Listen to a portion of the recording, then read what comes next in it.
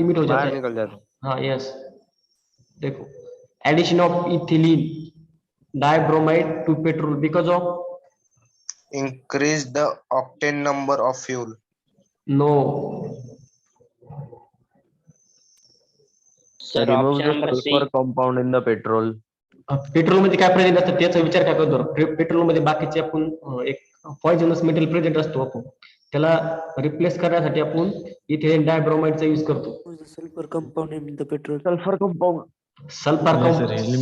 Sulphur Helps elimination of option lead D. oxide. Option D. So option B. Yes option D. Okay, कोई explain कर सकता है इसका answer option D कैसे आएगा? सर आपने ये बताया था सर, टेट्राइथाइल लीड का. हाँ टेट्राएथिलीन का जो क्या करता है, एंटिक नॉकिंग एजेंट रहता है. क्या एंटिक नॉकिंग एजेंट पता है? एंटिक नॉकिंग एजेंट क्या रहता है? जो Sir, repeat करो. अँटिक नॉकिंग एजंट म्हणजे काय, आता फ्यूल असतं, फ्यूल मध्ये काय प्रेझेंट असतं, ब्युटेन वगैरे प्रेझेंट असतं. हा, ज्यावेळेस आपण त्याचं इग्निशन सुरू करतो तर मग म्हणजे पूर्ण इग्निशन एका सोबत होऊ शकतं ना, त्याची पॉसिबिलिटी करायची. थोडक्यात त्याला कंट्रोल ठेवण्यासाठी आपण टेट्राएथिल लीड ठेवतो त्याच्यामध्ये, त्याला कंट्रोल करण्यासाठी. कारण की जे ब्युटेनचे दोन मॉलिक्यूल असतात ते एकमेकावर बंबारमेंट होऊन जास्त प्रमाणात एनर्जी क्रिएट होऊ शकते. त्याला कंट्रोल ठेवण्याचं काम टेट्राएथिल लीड करतो. पण टेट्राएथिल लीड हा एक पॉइझनस मेटल आहे जो इन्व्हायरमेंट मध्ये पोल्युशन म्हणून मोठ्या प्रमाणात त्याचे इफेक्ट, साइड इफेक्ट पडतात. त्याच्यामुळे आपण त्याला इथेन डायब्रोमाइडनी रिप्लेस करतो. ओके, समजलं?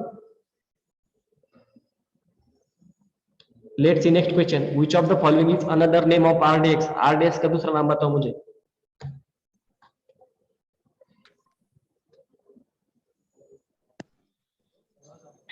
Option Cyclohexane. C. Option C. No, option C no. इसका आंसर आएगा D. Option B. No, D आएगा इसका आंसर. क्या आएगा? D, cyclonite. Okay,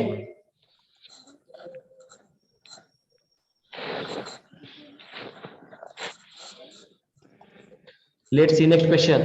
which of the following is liquid at room temperature? Room temperature पर liquid Sir, कौन सा रहता है? इसमें मर्क्यूरी नहीं है ना ऑप्शन? मरकुरी के सिवा दूसरे भी मेटल है ना, ऐसे थोड़ी क्या सिर्फ मरकुरी चाहिए हमें. मरकुरी तो सभी को पता है, कुछ नया लाएंगे एग्जाम में. ऐसे ऐसे थोड़ी लिखा है कि मरकुरी आएगा. Sir, francium. Yes, francium. Okay, let's see next question. The catalyst use in the production of ammonia bye Haber process. बताओ इसमें जो यहाँ पर जो कैटलिस्ट वर्ड लिखा है उसको रिमूव करो. यहाँ पर कैटलिस्ट नहीं है. The metal use in the production of ammonia bye Haber process, सिर्फ ऐसा ही देखो. Nickel. Nickel. Molybdenum. Sir, nickel. अच्छे से सोच कर बताओ मुझे. Sir, D. Yes, our option D is correct answer. Molybdenum use करते हैं. वहां पर कैटलिस्ट कौन सा यूज किया जाता है? आयरन कैटलिस्ट यूज किया जाता है. कौन सा? आयरन. यहाँ पर कैटलिस्ट आयरन यूज किया जाता है और मोलिब्डेनम जो रहता है उसको सपोर्ट करने के लिए रहता है. क्या? सपोर्टिंग. सर हेवर्स प्रोसेस एक बार एक्सप्लेन करो ना. देखो हेबर्स प्रोसेस जो रहती है उस प्रोसेस से हम अमोनिया का फॉर्मेशन करते हैं. लॅबोरेटरी मध्ये अमोनियाचं प्रिपरेशन करतो आपण आर्टिफिशियली. त्या प्रोसेसला आपण हेबर प्रोसेस म्हणतो. कळलं? अमोनिया बनवतो आपण आणि त्याचा म्हणजे ज्या फर्टिलायझर इंडस्ट्रीज वगैरे असतात त्याच्यामध्ये त्या प्रोसेसना अमोनियाचं प्रिपरेशन केलं जातं. जो इन्व्हायरमेंट मध्ये N2 गॅस असतो ओके सर. त्या N2 गॅसचं हायड्रेशन करून अमोनिया म्हणजे NH3 चं प्रिपरेशन केलं जातं. समजलं? Oh, sir. Let's see next question. Which of the following most reactive among the halogens? Halogen में कौन सा ज्यादा रिएक्टिव रहता है? Bromine. Chlorine. Fluorine. Fluorine. Chlorine.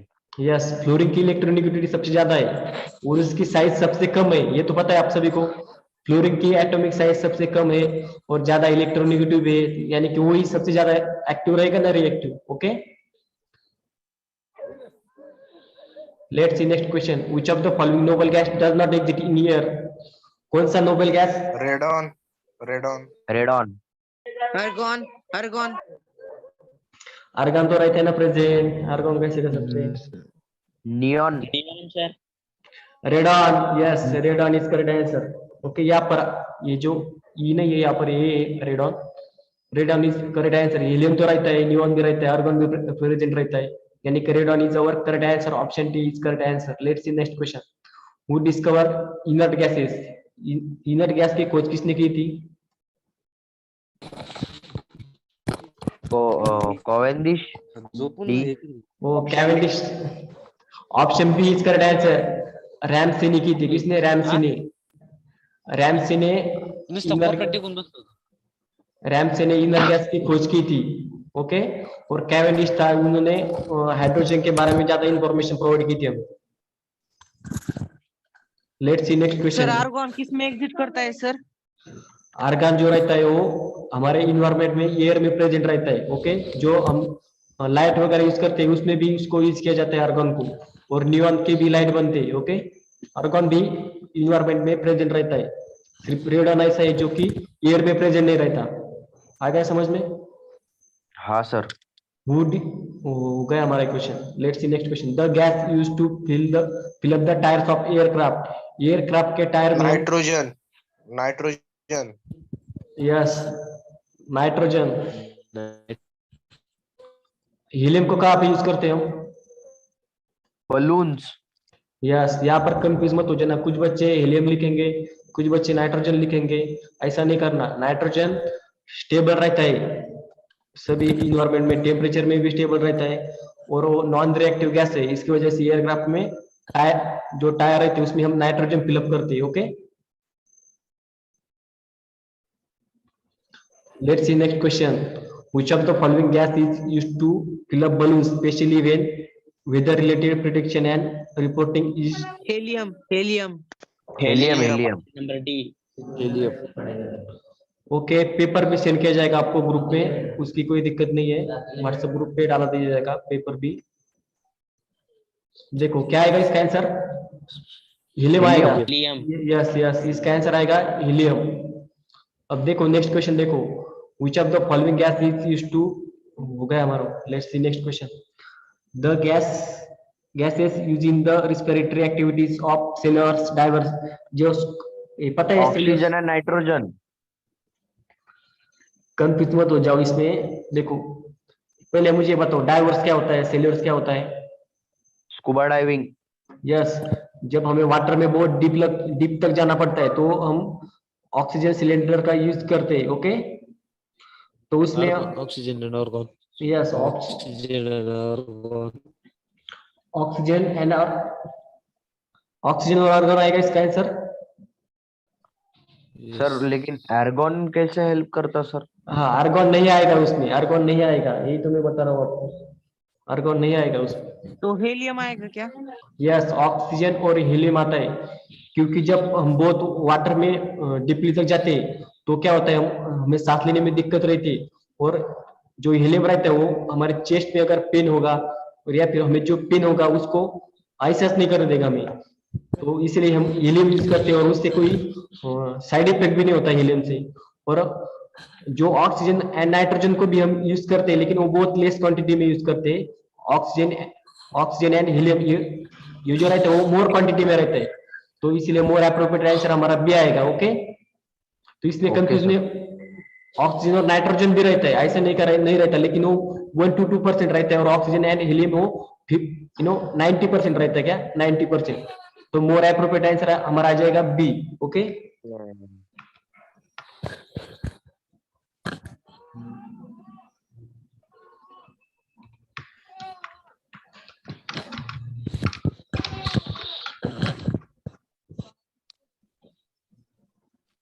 अब देखो एकदम सिंपल क्वेश्चन है. The gas use for the light decoration and the advertisement in exposure. Neon. Neon. Neon. हमारा यस नियॉन. हमारे घर में जो ट्यूबलाइट बने रहते हैं उसमें भी नियॉन प्रेजेंट रहता है कि नहीं रहता? Yes, neon. हमारे घर में जो ट्यूबलाइट बने रहते हैं उसमें नियॉन भी प्रेजेंट रहता है. ओके. देखो नेक्स्ट क्वेश्चन. देखो द इनर गैस नहीं है. नियॉन और आर्गन भी रहता है, ऐसे नहीं कि आर्गन नहीं रहता, लेकिन मेन कंपोनेंट जो रहता है वो नियॉन रहता है. Let's see next question. The inner gas found most abundantly in our atmosphere. Our atmosphere में कौन सा जो गैस रहता है वो? आर्गन. यस, आर्गन सबसे ज्यादा मात्रा में प्रेजेंट रहता है. ओके, देखो next, let's see next question. The chemist who proposed the vital force theory of the power of light. Polar. वोलर सर नहीं सर, सी नंबर ओब्ले. No, Volpe. no. पहले बताओ Option मुझे. A. Option A is correct answer. No in problem, option A is confirmly correct. अब मुझे बताओ vital force theory of power of light क्या क्या है, इसका मतलब क्या है?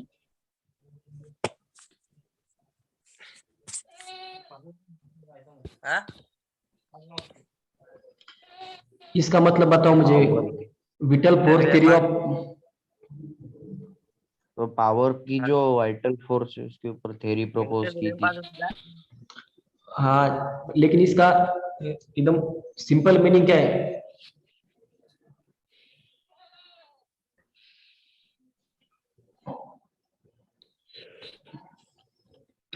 देखो, Push. जो ऑर्गेनिक कंपाउंड रहते वाइटल हैं, फोर्स मीन सर जो फिजिकल और केमिकल फोर्सेस पर डिपेंड करता हो, इस पर जो थ्योरी की थी उसको. अब देखो ये पावर ऑफ लाइट, ये लाइट से रिलेटेड, यानी कि ओरिजिन ऑफ लाइफ, इसका मतलब पावर ऑफ लाइफ यानी ओरिजिनेशन ऑफ लाइफ से रिलेटेड होगी. तो इसका मतलब है कि जो ऑर्गेनिक कंपाउंड होते हैं वो हमेशा ऑर्गेनिज्म या फिर सेल ही सिंथेसाइज कर सकते हैं, ऐसे इसका कहना था. यानी कि जो ऑर्गेनिक कंपाउंड होते हैं वो सेल या फिर ऑर्गेनिज्म ही उसको सिंथेसिस करता है, ऐसा इसका कहना था. लेकिन उसमें उसके बाद में रिसर्च हुआ और इसके थ्योरी को भी डिक्लाइन कर दिया गया. ओके, कि इसका सिंपल सा कहना है कि जो ऑर्गेनिक कंपाउंड रहते हैं हमारे सेल या बॉडी में, उसे हम लेबोरेटरी में प्रिपेयर नहीं कर सकते, ऐसा इसका कहना था. लेकिन बाद में उसकी थ्योरी भी डिक्लाइन हो गई, क्योंकि जो अमोनिया था उसका प्रिपरेशन लेबोरेटरी में हम करने लगे. अमोनिया एक ऑर्गेनिक कंपाउंड है, सभी को पता है ना. Yes sir. हाँ, तो इस बाद में इसकी थ्योरी डिक्लाइन भी की दी गई, लेकिन उसने वो प्रपोज किया था उस थ्योरी को. किसने किया था? ऑप्शन ए क्या? बर्जेलियस. बर्जेलियस. ओके, देखो Marcellus. Let's see next question. The firstly synthesize organic compound in the laboratory, बताओ. Urea. Urea. Yes, urea is correct answer. Okay, urea का फॉर्मूला पता है सभी को क्या होता है? नो.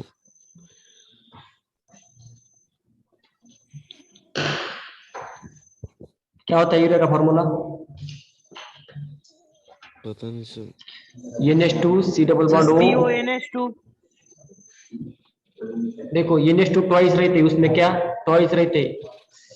CONH2 टॉइस, यानी कि 2 NH2 के मॉलिक्यूल रहते. ओके, देखो let's see next question. Which one among the following is the source of methane emission into the atmosphere? Formula क्या है? NH2 dash C double bond O dash NH2. Okay, sir methane का answer automobile exhaust form. देखो अच्छी तरह से देखो, इसके option देखो. Industrial chimney. इंडस्ट्रियल चिमनी में मीथेन का इमिशन कैसे होगा रे? वो तो मीथेन माइनिंग. मीथेन तो हम फ्यूल यूज करते हैं, तो उसमें इंडस्ट्री से अगर मीथेन जाएगा तो कैसे चलेगा? माइनिंग. अब देखो यहाँ पर हमें मोस्ट अप्रोप्रिएट आंसर देना है. सभी चारों क्वेश्चन के बारे में थिंकिंग करनी. चारों क्वेश्चन माइनिंग से भी निकलता है, ऐसे नहीं कि नहीं निकलता, माइनिंग से भी निकलता है, लेकिन ज्यादा कॉन्सेंट्रेट यानी ज्यादा मात्रा में कहाँ से निकलता है ये देखना है हमें. Wetland. Option D is correct answer. Wetland, यानी की वेटलँड पता आहे सभी को, दलदलीचा प्रदेश Yes, sir. जो की नदीच्या कडाला असतो. तिथे जे मायक्रो ऑर्गॅनिझम्स वगैरे प्रेझेंट असतात ते काय करतात, जे ऑर्गॅनिक कंपाऊंड किंवा मटेरियल असतं त्याचं डिकम्पोजिशन करतात आणि मिथेन हा एन्व्हायरमेंट मध्ये सोडतात. सर्वात जास्त मॅक्झिमम मिथेनचं जे इमिशन होतं ते वेटलँड मुळे होतं. ओके, कन्फ्युज व्हायचं नाही अशा क्वेश्चन मध्ये. The toxic gas lewisite is in the war is prepared by. Option C. Acetylene. Acetylene. Yes, acetylene. क्या एसिटिलीन आएगा इसका आंसर? अब देखो ये लेविसाइड गैस क्या होता है, बताओ मुझे.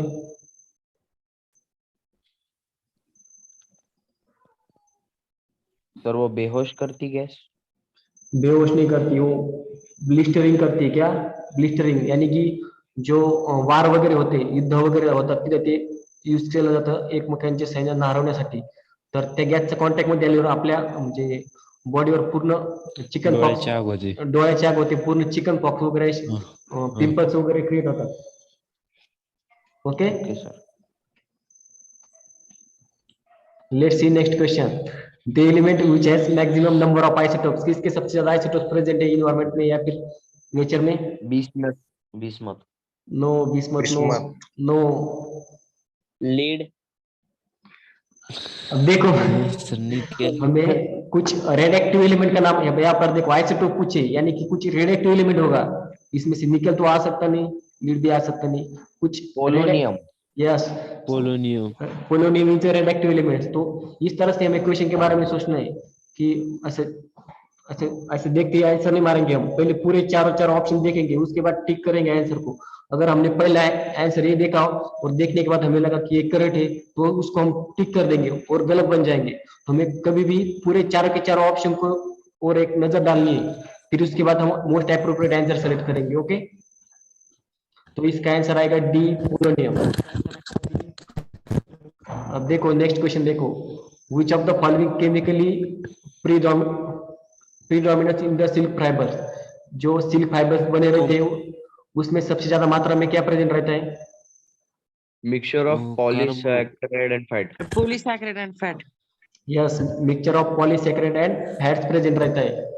ओके, अब देखते हैं हम next question. The chloroform is keeped in the colour bottles container because it directly react with air and light and form a toxic substance called which is. पहले क्लोरोफॉर्म का फॉर्मूला बताओ. क्लोरोफॉर्म का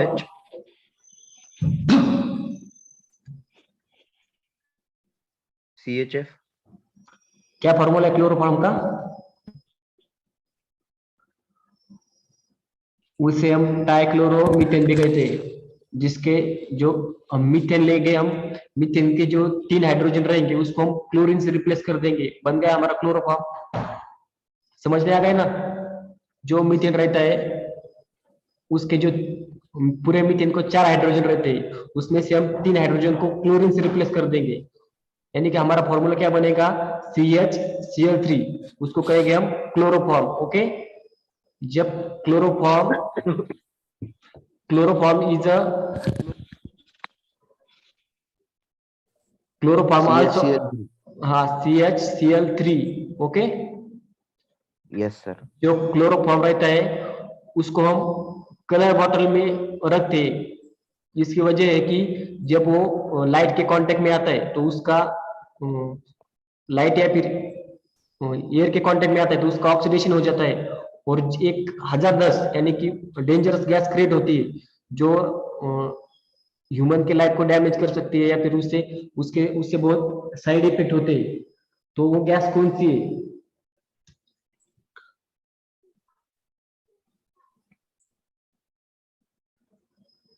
तो वो गैस है phosgene. Phosgene और phosphine में confuse नहीं होना. यहाँ पर देखो, फॉस्फिन में यहाँ पर 2 बार PP आ रहा है ना, तो इसका मतलब है फॉस्फिन. और फॉस्फिन का फॉर्मूला क्या रहता है? PH3. क्या? फॉस्फोरस एंड एक फॉस्फोरस और 3 हाइड्रोजन, PH3. ओके, और जो फॉस्जिन रहता है, क्या? फॉस्जिन का क्या फॉर्मूला आएगा? C++OCl2. Okay, okay sir. हाँ, फॉजिन. यहाँ पर देखो, जो क्लोरोफॉर्म है उसको हम कलर बॉटल में रखते हैं, क्योंकि अगर वो एयर और लाइट के कांटेक्ट में आ जाए तो उससे फॉजिन बन जाता है. एयर यानी कि एयर में क्या रहता है? O2 प्रेजेंट रहता है, जिसकी वजह से क्लोरोफॉर्म का ऑक्सीडेशन हो जाता है और फॉजिन का प्रिपरेशन हो जाता है. ओके, टॉक्सिक सब्सटेंस है या फिर टॉक्सिक गैस है. Okay, let's see next question. The carbon tetrachloride is also known as. Carbon tetrachloride को हम क्या कहते हैं? Pyrene. क्या कहते हैं? यहाँ पर देखो, यहाँ पर प्रिंट मिस्टेक हो गया है. Pyrene. यहाँ पर प्रिंट मिस्टेक हो गया है. यहाँ पर EN आना चाहिए था, IN नहीं. पायराइन एक अलग कंपाउंड का नेम है जो कि साइक्लिक कंपाउंड है. यहाँ पर EN आएगा, इसमें कंफ्यूज नहीं होना. यहाँ पर जो पायराइन दिख रहा है इसका यहाँ पर ये नहीं आएगा तब हमारा आंसर करेक्ट होगा। Carbon tetrachloride is pyrene. Pyrene यहाँ पर पायराइन, यहाँ पे पूरे पूरे ऑप्शन गलत दिए हैं, यहाँ पर ये नहीं आना चाहिए था। ओके, देखो नेक्स्ट क्वेश्चन देखो, the fire extinguisher use in the electric firing, बताओ मुझको। Soda acid extinguisher. क्या यूज करते हैं हम उसमें? Sir D.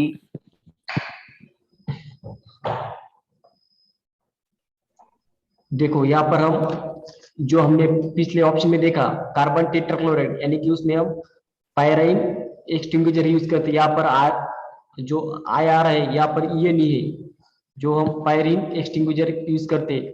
और जो इलेक्ट्रिकल फायरिंग होती है इसका मतलब क्या है? जहां पर शॉर्ट सर्किट यानी कि करंट के दिक्कतों की वजह से अगर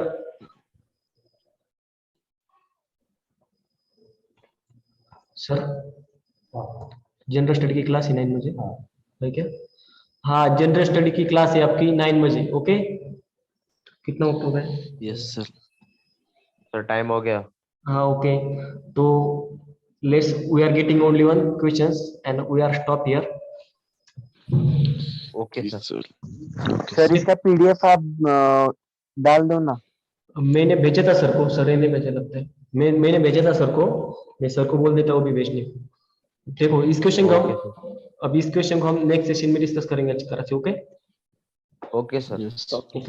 we are stop here. Okay, good evening to good night to all of you. खाना भी ना खाए। Same to you sir. Good night. Okay thank you good sir. Night sir. We are stopping here. Good okay night, sir. Okay Good night. Okay. Good night sir.